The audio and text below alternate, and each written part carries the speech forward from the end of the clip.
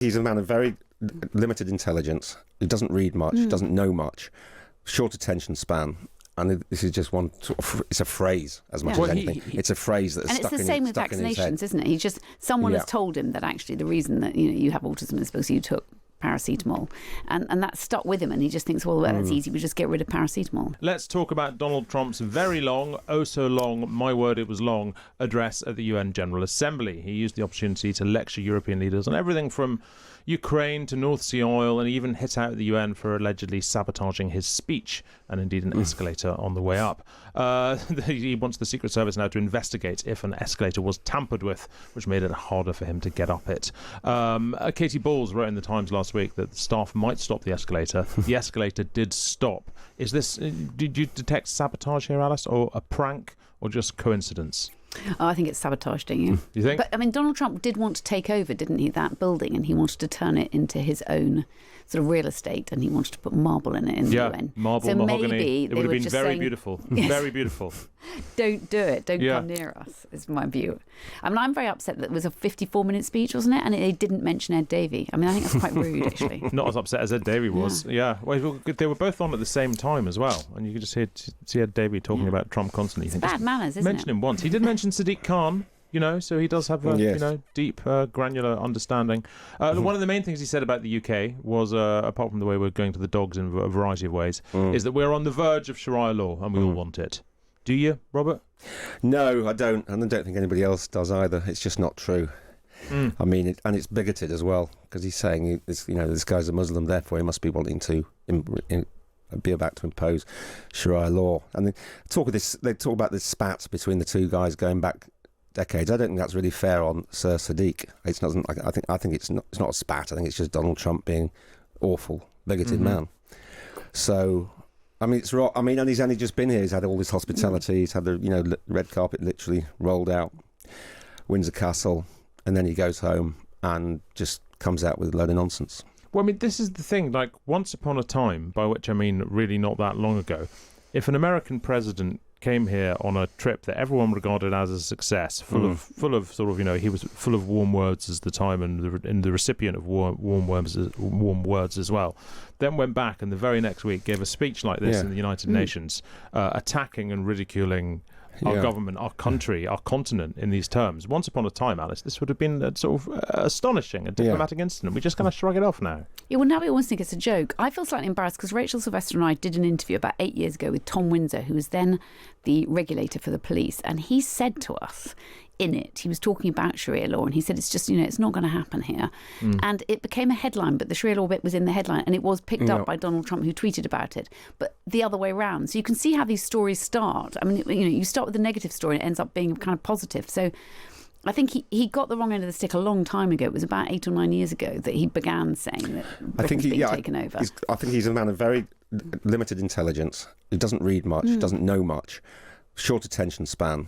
And this is just one sort of, it's a phrase as much as anything. It's a phrase that's stuck in his head. And it's the same with vaccinations, isn't it? Someone has told him that actually the reason that you have autism is because you took paracetamol, and that stuck with him, and he just thinks, well, that's easy, we just get rid of paracetamol. I mean, he fixates on these ideas. It's like the way he always talks about South American countries sending us their lunatics, and it's like that's simply because once a long time ago he misunderstood the word asylum. That's literally it. We had a text while we're talking, and there's no name on this one, but it says, I don't go to London because of what Sadiq Khan has done.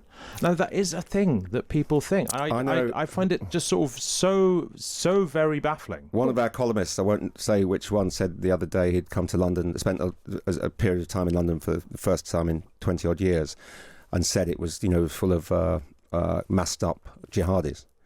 And it's not the London I recognise. I mean, where would I be going to see these people? I don't know. I think I don't know. It's guys. People wear masks. They tend to wear them scarves on Deliveroo bikes, and a lot of them tend to be of possibly Muslim appearance.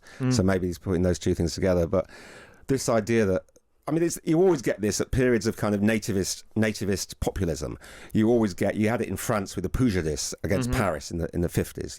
You get it against New York with the MAGA. The not the capital in New York's case, but the metropolis is this kind of is the sink, the den of all evil, and London's played that role in the British psyche for a long time now.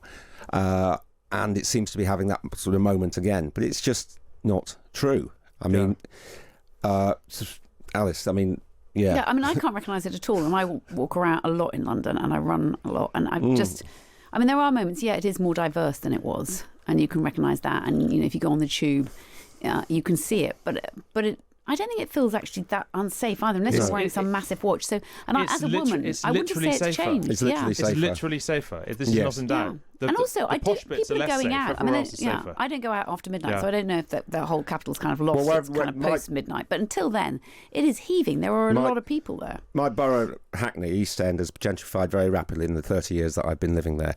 It is immeasurably safer than it was when I first lived there.